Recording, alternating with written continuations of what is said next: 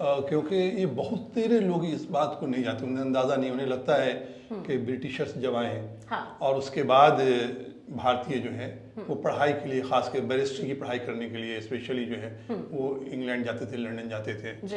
लेकिन जो documented record किया गया है वो ये है कि 16वीं शताब्दी में रशिया में भारतीय जो है ट्रेडर्स कम्युनिटी जो है, बिजनेस कम्युनिटी रशिया में अपना ऑफिस एस्टेब्लिश कर लिया था। देखिए मॉरिशस का अगर बात करते हैं, मॉरिशस एक ऐसा मुल्क है जहाँ पे मंदिरों की कोई कमी नहीं है। और स्ट्रीट पे जो चौराहा होता है वहाँ स्ट्रीट पे शिव जी की आपको मूर्ति नजर आएगी, गणेश जी की आपको मूर्ति नजर आएगी, और यहाँ तक कि वहाँ उन्होंने गंगा का एक प्रतिरूप, एक लेक है, उसको जो है उन्होंने गंगा मान लिया है। इसी तरह से फिजी में भी, वहाँ भी फिजियन और भोजपुरी। देखिए हम हिंदी लैंग्वेज की अगर बात करते हैं ना, बाहर में खास करके कैरिबियन कंट्री, त्रिनिदाद हो गया, सूरीनाम हो गया, गुयाना हो गया, मेडागास्कर हो गया, या फिर मॉरिशस हो गया, फिजी हो गया, हिंदी की बात करते हैं तो बेसिकली वहाँ पे हिंदी लैंग्वेज वो भोजपुरी ही है। पाकिस्तान के बड़े मौलाना हैं और वो सोशल कोएग्जिस्टेंस की ही बातें करते हैं जी। और प्रोपेगेटर हैं इस्लाम के। उनका नाम है मौलाना तारिक जमील। एक बार मैं मौलाना तारिक जमील को देख रहा था एंड ही इज 70+, 73 साल के होंगे, 73 हो सकता है, ज़्यादा होंगे, उसी आसपास के एज होगा बल्कि।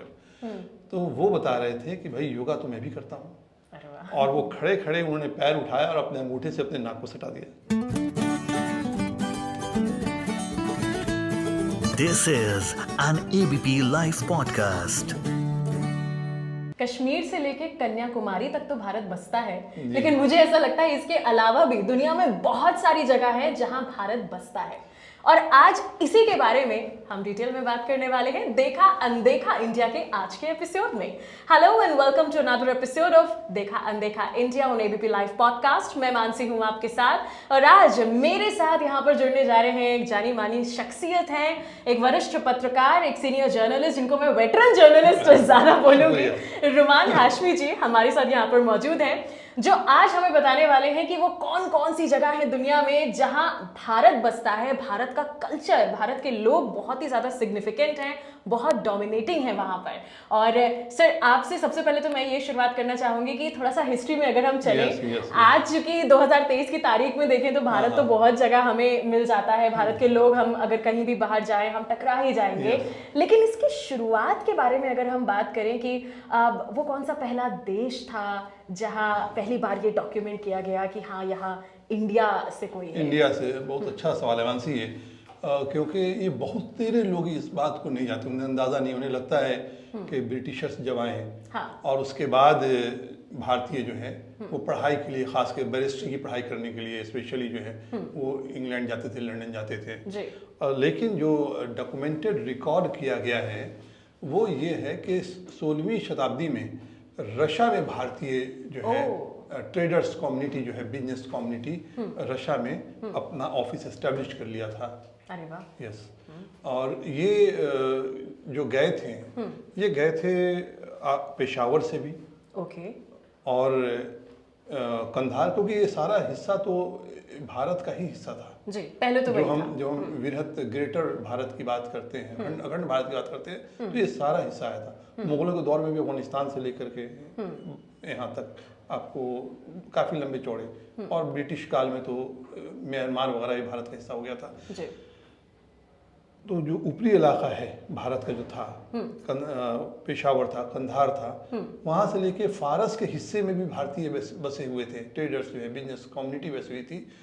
वो जाकर के मॉस्को में, रशिया में उन्होंने अपने ऑफिस जो है, ट्रेडिंग ऑफिस जो है वो एस्टेब्लिश किया। मतलब trade was the prominent reason. हाँ, yes, trade was the prominent. और ट्रेड सिर्फ ये नहीं है कि वहाँ ट्रेड को लेकर के भारतीय, खास करके गुजराती एंड सिंधी, ये दो कम्युनिटी ट्रेड को लेकर के भारत से बाहर ऐसे ऐसे मुल्क में जाके बसे हैं जहाँ पे उस दौर में कोई उत्तर भारतीय कल्पना नहीं कर सकता था।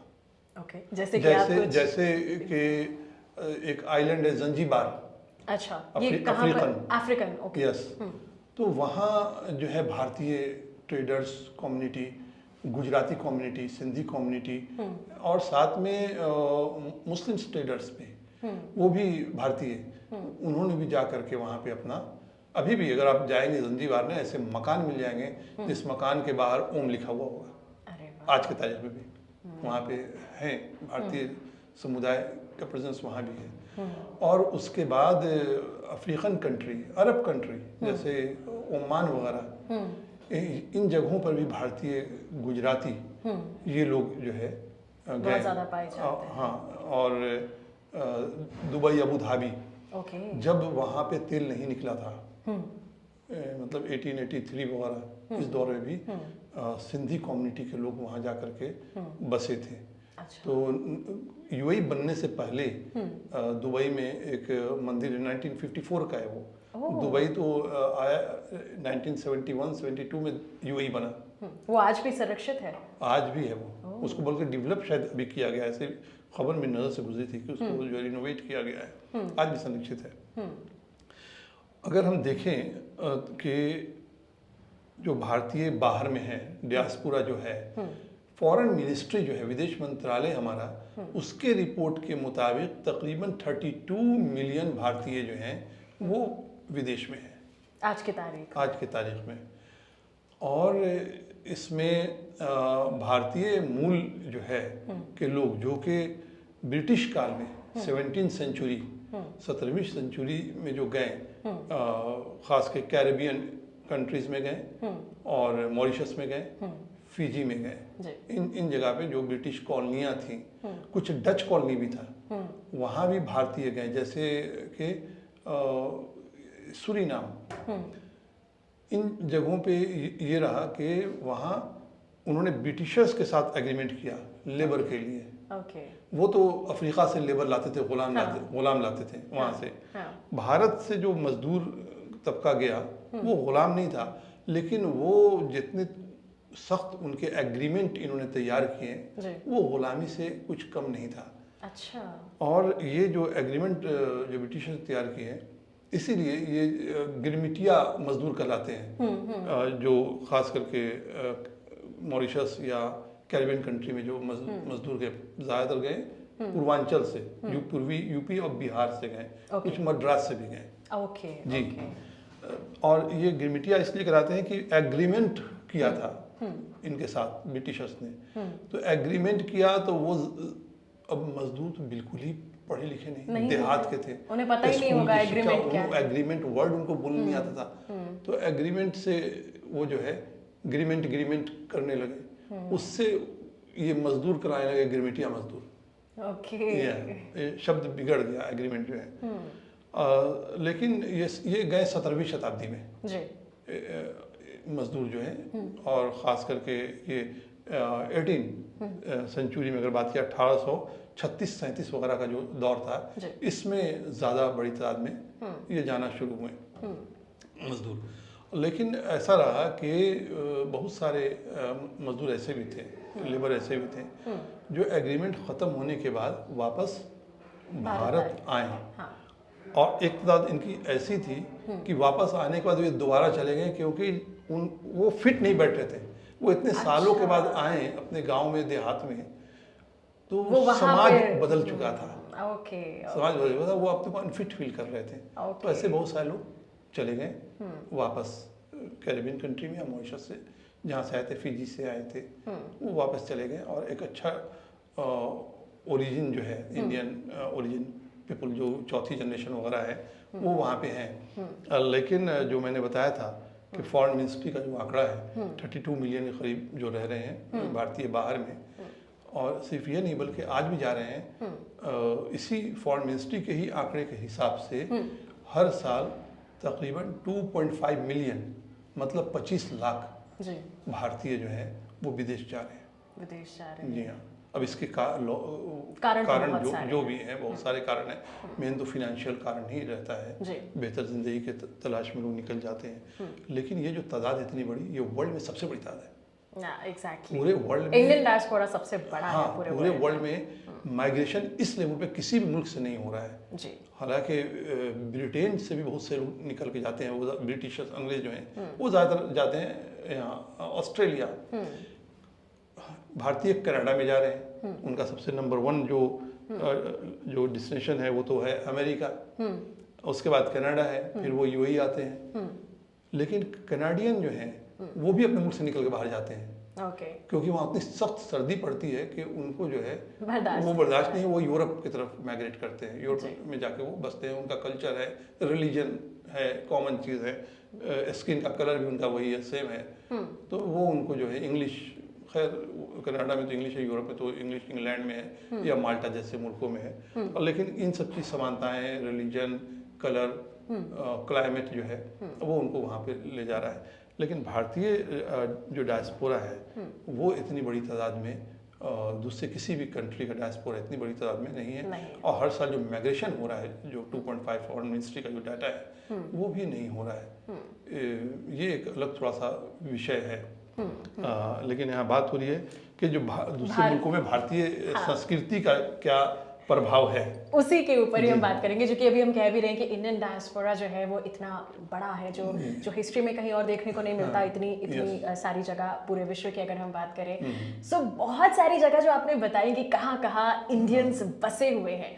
लेकिन क्या ऐसे भी कोई देश है जहाँ इंडियन पीपल वहाँ गवर्न कर रहे हैं, वहाँ ऐसी भूमिका में है जहाँ पर आप इलेक्शंस की बात करते हैं, रूल की बात करते हैं, ऐसे इंडियन रूट्स के लोग हैं? हाँ बिल्कुल हैं ऐसे। तो सबसे बड़ा एग्जांपल तो अफ्रीकन मुल्क है, कंट्री है मॉरिशस, इंडियन ओशन में, हिंद महासागर में ही है। बड़ा खूबसूरत मुल्क है, बहुत सारे टूरिस्ट जाते हैं, लाखों टूरिस्ट जाते हैं। और ये भी देखिए मॉरिशस की इकोनॉमी की अगर हम बात करेंगे तो छोटा कंट्री है, ज़्यादा रिसोर्सेज भी नहीं है, शुगर है, राइस भी है और टूरिज्म है। लेकिन पर कैपिटा इनकम जो है वहाँ पे 25 लोगों का एनुअल पर एनम $25,000 है। अगर थोड़ा सा कन्वर्ट करें हम लोगों के लिए कितना हो पाएगा ये? अब आप जोड़ लीजिए। मैथ्स मेरी बहुत वीक है। We can skip this part। जी ठीक है, $25,000 है। तो ये उन्होंने क्या ऐसा काम किया, इकोनॉमी को कैसे सुधारा है कि लोगों के जीवन स्तर जो है फिनेंशियली इतना स्ट्रॉन्ग हो गया है। मॉरिशस में की जो आबादी है करीब 12 लाख से थोड़ा ज़्यादा है मॉरिशस की आबादी। और उन जगहों पे मॉरिशस में जो इंडियन कम्युनिटी है ना वो करीब 68% है। तो डोमिनेंट है, डोमिनेंट हो। यस, वहाँ प्राइम मिनिस्टर हो या प्रेसिडेंट हो वो भारतीय मूल के ही होते हैं। यस, एक प्रोग्राम में मैं गया था तो वहाँ से एजुकेशन मिनिस्टर जो हैं वो आए हुए थे मॉरिशस के। तो वो तो मैं तो बड़ा मुझे ताज्जुब, मैं जानता हूँ, पढ़ता हूँ, और वहाँ के भारतीय डिप्लोमेट वहाँ गए, वहाँ से आए, उनसे बातचीत के आधार पर तो कुछ इल्म तो था ही। लेकिन देख के बड़ी खुशी हुई कि वो भोजपुरी में बातें कर रहे थे मंच से। अच्छा, हाँ, वो भोजपुरी है। तो बीइंग अ बिहारी जो है भोजपुरी में सुना मॉरिशस का एजुकेशन मिनिस्टर मंच से भोजपुरी में बातें कर रहे हैं, तो बड़ा अच्छा लगा कि सवाल पूछे बिना आप रह तो नहीं पाए होंगे। नहीं, सवाल नहीं पूछा, डिस्टर्ब नहीं किया। सुनने में ही ऐसा, तो वो अपना कंट्री की खूबी बताए थे, इस व्यवस्था कैसी है, मरीज वहाँ पे हॉस्पिटल में होते हैं क्या प्रोवाइड करते हैं, फ्री हेल्थ है, और खाना किस तरह का हम देते हैं, बासमती चावल मिलता है मरीजों को हॉस्पिटल में। ये वो हेल्थ मिनिस्टर भी थे उस टाइम में, उसके पहले तो हेल्थ मिनिस्टर से बताए थे, मैं हेल्थ मिनिस्टर, तो ये वहाँ पे सिस्टम है। तो 68% वहाँ पे है, और प्राइम मिनिस्टर, प्रेसिडेंट सब जो है वहाँ पे भारतीय जो है। हालांकि भारतीय 1999 में फिजी में भी एक भारतीय जो है ओरिजिन के व्यक्ति जो हैं वहाँ इलेक्शन जीते थे। अच्छा जी, फिजी में वो हरियाणा से थे, बिलोंग करते थे। उनके पूर्वज जो है चौधरी महेंद्र उनका नाम था। लेकिन वहाँ पे जो है राजनीति, हर जगह राजनीति होती है, वहाँ की जो राजनीति थी, वहाँ पे जो चर्च का जो रिपोर्ट आया, तो चर्च को ये जो लगा नहीं, तो जो आर्मी का कमांडर जोसेफ करके उसने कूप कर दिया, तख्ता पलट दिया, हुकूमत पे कब्जा कर लिया, और फिर संविधान को उलट पलट करके ऐसा बना दिया कि जो फिजी मूल के व्यक्ति होगा वही वहाँ पे बनेगा। तो वहाँ डोर जो है क्लोज हो गया कि कोई भारतीय मूल का नहीं बन सकता है वहाँ पे। लेकिन ये यूरोप में तो ऐसा नहीं है। आप देखिए कि इंग्लैंड जिसने हमारे ऊपर इतना राज किया, 100 साल राज किया, ऋषि सुनक प्राइम मिनिस्टर हैं और प्राइम मिनिस्टर ही के लेवल का होते हैं। आयरलैंड में वो फर्स्ट मिनिस्टर कहलाता है। वो भी एक पाकिस्तानी ओरिजिन एक बंदा है जो वहाँ पे है, लेकिन पाकिस्तान तो 47 से पहले भारत का ही हिस्सा था। भारत का ही हिस्सा था। ठीक है ना। तो इस तरह से बहुत सारे कंट्री हैं जहाँ पे भारतीय, और भी कई कंट्री हैं जहाँ पे भारतीय मूल के जो व्यक्ति हैं वो समय समय पे चाहे प्राइम मिनिस्टर, राष्ट्रपति या फिर महत्वपूर्ण ओहदे पे आते हैं, एम्बेसडर होके आते हैं, डिप्लोमेट होके आते हैं। अभी जो बाइडेन के मिनिस्ट्री में कई भारतीय मूल के हैं जी। एक तो वहाँ लेडी है, होम सेक्रेटरी है वहाँ पे, वो तो हम बिहार में, जिस शहर से मैं ताल्लुक़ रखता हूँ उसी शहर से उसके दादा वहाँ एक कॉलेज के हेड ऑफ डिपार्टमेंट थे उर्दू के। और वो लोग 1983-84 में अमेरिका गए और वो वहाँ पे जो बाइडेन के मिनिस्टर हैं वो एडमिनिस्ट्रेशन में। तो बहुत सारे ऐसे मुल्क हैं जहाँ पे कनाडा में देखिए, कनाडा में चीफ मिनिस्टर वगैरह, डिफेंस मिनिस्टर जो है वो सिख कम्युनिटी से है। वहाँ पे चीफ मिनिस्टर वहाँ पे जो है वो Indian origin community Sikh chief minister हैं। तो ऐसे कई मुल्क हैं जहाँ पे भारतीय मुल्क के लोग जो हैं वो पॉलिटिकल तौर पे उनका काफ़ी ज़्यादा प्रभुत्व है, जो है प्रभाव उनका है। लेकिन और साथ में अगर संस्कृति की बात करें जी, जो बड़ा महत्वपूर्ण इंटरेस्टिंग है कि अगर भारतीय हैं तो क्या वो भारतीय संस्कृति जो है उसका वो क्या प्रभाव है। तो आप देखिए मॉरिशस का अगर बात करते हैं, मॉरिशस एक ऐसा मुल्क है जहाँ पे मंदिरों की कोई कमी नहीं है। और स्ट्रीट पे जो चौराहा होता है वहाँ स्ट्रीट पे शिव जी की आपको मूर्ति नजर आएगी, गणेश जी की आपको मूर्ति नजर आएगी। और यहाँ तक कि वहाँ उन्होंने गंगा का एक प्रतिरूप, एक लेख है, उसको जो है उन्होंने गंगा मान लिया है। वो एक पुजारी थे, वहाँ उन्होंने एक सपना देखा था। सपने में उन्होंने देखा कि जानवी देवी जो है, जो गंगा का ही एक नाम है, वो उसका पानी जो है ना वो उस लेक में, एक लेक में आ रहा है। तो इन्होंने फिर तलाश किया वो लेक कहाँ है जो सपना में दिखाया गया। तो जंगल के बीच में ज्वालामुखी एक सूखा हुआ था, ज्वालामुखी, वहाँ एक झील थी। तो उस झील का वहाँ नाम जो है वो वही गंगा ही उन्होंने वहाँ पे रख दिया है। इवन वहाँ पे महाशिवरात्रि का जो होता है पर्व जब आता है तो वहाँ पे कावड़ भी निकलता है। अच्छा। वो जी, अच्छा, कावड़ यात्राएं के अलावा वहाँ भी कावड़ यात्राएं होती हैं, कावड़ वहाँ जल चढ़ाते हैं लेकर के। तो इस तरह से सारे, चाहे होली हो, दीपावली हो, हर तरह का त्यौहार वहाँ बहुत ही सिग्निफिकेंट लेवल पे आपको नजर आता है। लेकिन उसके बाद आप देखिए वहाँ पे जो हिंदू कम्युनिटी है मॉरिशस में वो करीब 48% के करीब है। टोटल इंडियन ओरिजिन लोग तो 66% है, हिंदू कम्युनिटी 48% है। क्रिश्चियंस उसके बाद आते हैं, ये करीब 23 या 25% करीब क्रिश्चियंस हैं। मुस्लिम कम्युनिटी 17% है। लेकिन वहाँ पे सोशल कोएग्जिस्टेंस इतना ज़्यादा है कि आज तक कभी ऐसा कोई खबर आप नहीं सुनते होंगे कोई मॉरिशस में कि कोई राइट्स है, कोई विवाद होता हो, कहीं पे प्रोसेशन धार्मिक जुलूस निकल रहा है, वहाँ पर कोई हंगामा, क्योंकि वहाँ एक वो आज़ादी से पहले चले गए थे वो लोग, मिलजुल के रहने वाला। हाँ, तो ये आज़ादी का प्रभाव जो है ना, वो जो उसके जो साइड इफेक्ट था बंटवारे का, वो साइड इफेक्ट वो शिकार नहीं हो पाए। और वहाँ पे इस तरह का गेटोज नहीं बना कि मुस्लिम बेल्ट एरिया कुछ और, हिंदूज एरिया कुछ और। इवन तो जैन का बॉम्बे वगैरह में जाइए तो जैन रिलीजियस एरिया डिवाइड इस तरह नहीं किया, बिल्कुल नहीं, साथ में कोएग्जिस्टेंस रहते हैं। और लवली मतलब वहाँ पे सोशल जो एटमॉस्फेयर है, लवली सोशल एटमॉस्फेयर है।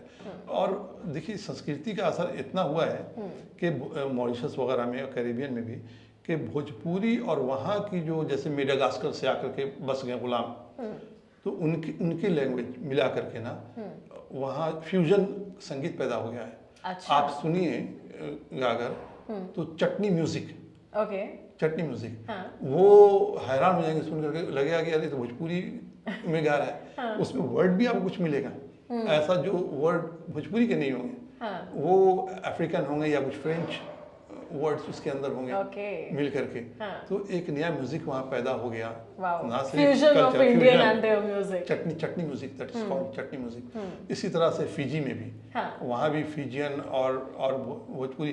देखिए हम हिंदी लैंग्वेज की अगर बात करते हैं ना बाहर में, खास करके कैरिबियन कंट्री, त्रिनिदाद हो गया, सुरीनाम हो गया, गुयाना हो गया, मेडागास्कर हो गया, या फिर मॉरिशस हो गया, फिजी हो गया, हिंदी की बात करते हैं तो बेसिकली वहाँ पे हिंदी लैंग्वेज वो भोजपुरी ही है। मैं एक दिन देख रहा था, कुछ साल पहले की बात है, ख्याल आया कि देखूं जरा फिजी हिंदी, अच्छा है ना, तो देख रहा था नेट पे, तो वर्ड जो देखा कि बकरे को वहाँ पे खस्सी बोलते हैं, ओके, और किसी चीज को छिपा देने को झाप देना, और झाप देना ये तो कंप्लीट भोजपुरी वर्ड है। हाँ। ठीक है ना। खस्सी ये पूर्वांचल में या बिहार में बकरे को बोलते हैं, ओके ओके, खस्सी बोलते हैं। तो इस तरह कई शब्द हमने देखा है, झाप देना टिपिकल भी है, नमक को नून। लैंग्वेज भी मतलब कहीं ना कहीं हमारी लैंग्वेज वहाँ है। हाँ बिल्कुल, और मजबूती के साथ वहाँ पे एब्जॉर्ब लोगों ने कर लिया। मैं तो कुछ दिन पहले न्यूज़ पढ़ रही थी, I am not sure about the country, शायद यूएस ही है, जिन्होंने ये प्रस्ताव अभी रखा है, अभी हुआ नहीं है, कि इंडियंस की संख्या को देखते हुए वो अपनी कंट्री में अब दिवाली की भी छुट्टी जो है वो करने का सोच रहे हैं। हाँ बिल्कुल बिल्कुल, हो सकता है, बिल्कुल ये हो भी जाए।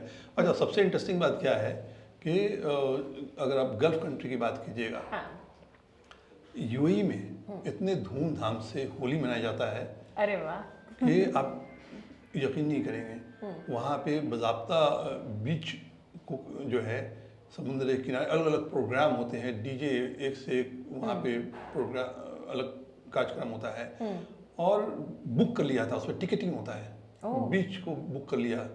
और दुबई से लेकर के यूएई का एक और एरिया है, थोड़ा पहाड़ी इलाका है, पहाड़ भी है उधर, रास अल खैमा, तो रास अल खैमा वगैरह में भी होली है, ये सब काफ़ी ज़्यादा जो है मनाया जाता है। जो इंडियन डियास्पोरा, क्योंकि भारतीय वहाँ बहुत ज़्यादा है यूएई में, ठीक ठाक भारतीय जो है। सिंगापुर में आई गेस रथ यात्रा, जो जगन्नाथपुरी रथ यात्रा है, आई वाज रीडिंग समवेयर कि सिंगापुर में ये भी निकलती है। जी हाँ, सिंगापुर में है, और वहाँ पे आपको छठ भी होता है। अरे वाह, छठ पूजा पूर्वांचल का और बिहार का। वहाँ धोबी घाट एक है। अच्छा जी, बहुत पहले आजमगढ़ वगैरह से ना, अंग्रेज ऑफिसर्स का, आर्मी के लोगों का कपड़ा धोने के लिए धोबी जो है इंपोर्ट किया गया था। अच्छा, तो यहाँ से धोबी गए थे। और इसलिए वो एरिया जो है आज भी धोबी घाट के नाम से जानता है। तो वहाँ पे जाकर के जो है छठ जो है मनाई जाती है। हाँ, मनाते हैं। और छठ तो आपको अमेरिका में मना रहे हैं जी। आप खबर देखिएगा, जो भारतीय डायस्पोरा का पूर्वांचल या बिहारी कम्युनिटी है, वो आज छठ मना रहे हैं अमेरिका में, कई मुल्कों में। और ख़ास करके ये सब जगह, सुरीनाम है, त्रिनिदाद है, गुयाना है, ये मॉरिशस है, फिजी है, इन सब जगह पे तो भारतीय फेस्टिवल बड़ा धूमधाम से मनाया था, और समाज पे उसका अपना प्रभाव है। और प्राइम मिनिस्टर मोदी की, उन्होंने तो अपने मन की बात में एक बार कहा था, आई गेस कि शायद 2021 की बात है, जब उन्होंने कहा था कि चिले की जो राजधानी है वहां पर कम से कम 30 से ज्यादा या मिनिमम 30 तो मान लीजिए योगा के स्कूल्स हैं। योगा जो ऑब्वियसली ऐसा योगा जो है, अब तो यूनाइटेड नेशन ने भी योगा डे इंटरनेशनल हो चुका है, योगा डे मनाता है, लेकिन बिलोंग इंडिया को करती है। और इवन जो एक बंद सोसाइटी मानी जाती है अरब कंट्री, रिलीजियस ग्राउंड पे अगर बात करें, तो अरब कंट्रीज में भी योगा जो है के क्लासेस हो रहे हैं। खास करके श्री रविशंकर जी, उनके वहाँ पे कैंप लगते हैं, आर्ट ऑफ लिविंग के कैंप लगते हैं, अरब कंट्रीज में लगते हैं। Central Asian country, Muslim country, Azerbaijan है, आपको उज्बेकिस्तान है, इन सब जगहों पे योगा क्लासेस होते हैं।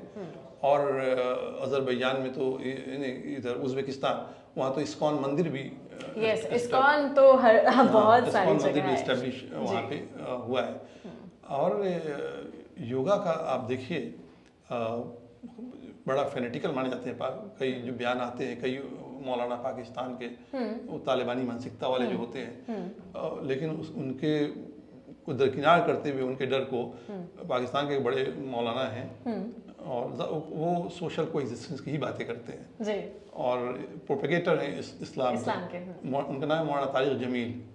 एक बार मैं मौलाना तारिक जमील को देख रहा था एंड ही इज 70+, 73 साल के होंगे, 73 हो सकता है ज़्यादा होंगे, उसी आसपास के योगा वर्कर। तो वो बता रहे थे कि भाई योगा तो मैं भी करता हूँ, और वो खड़े खड़े उन्होंने पैर उठाया और अपने अंगूठे से अपने नाक को सटा दिया। मैं देख के अंदर क्या बोला कि बड़ा फिट आदमी भाई, At the age of more than 70. हाँ 70 आराम से उनका होगा। तो योगा बहुत ज़्यादा, और योगा के क्लासेस तो पाकिस्तान में भी हो रहे हैं, लड़कियाँ योगा वहाँ कर रही हैं, और आर्ट ऑफ लिविंग के वहाँ भी ख़ास के इनके एक बड़े करीबी शिष्य वहाँ पे हैं पाकिस्तान में, शिशी रविशंकर के था, उन्हीं के था, उन्होंने जुल्फ अपनी बढ़ा रखी है, वो उनके जो शागिर्द वहाँ पे हैं। तो योगा जो है इट्स अ साइंस, और ये भारत की देन है, ठीक है ना। तो इसको तो रिकॉग्नाइज पूरा वर्ल्ड आज के तारीख में कर रहा है। अगर आपको फिट रहना है और डॉक्टर से दूर रहना है, then you must do yoga. yes, provided by India only. Tag तो हमारा है जो रहेगा ही रहेगा। ऐसी ना जाने तमाम चीजें जो शायद हमने इस कॉन्वर्सेशन में छोड़ दी हो, क्योंकि वो छूट ही जाएंगी, क्योंकि ये एक इतना बड़ा टॉपिक है। अभी तो इंडोनेशियन हिंदूज कम्युनिटी बाली, सुमात्रा, जावा में जो है वो जैसे है, मतलब आप दुनिया का शायद ही कोई ऐसा, अब मुझे लगता है कोई ऐसी शायद जगह नहीं होगी जहां भारतीय ना पहुंचा हो या जहां भारतीय ना रह रहा हो, ढूंढने पर निकल तो कोई ना कोई इंडियन ओरिजिन का आएगा ही। सो आज का हमारा ये जो पॉडकास्ट है देखा अनदेखा इंडिया का आज का एपिसोड आपको कैसा लगा, आप लाइक शेयर सब्सक्राइब कमेंट के जरिए सब हमें यहाँ पर बता सकते हैं। Thank you so much Ruman Hashmi ji आज हमारे साथ जुड़ने के लिए एपिसोड में, और इंडियन डायस्पोरा के बारे में, इंडियंस जो हैं वो कहाँ कहाँ बसे हैं, किस तरह से बसे हैं, इस सब के बारे में आज डिटेल में बातचीत करने के लिए थैंक यू सो मच। बहुत शुक्रिया। Thank you.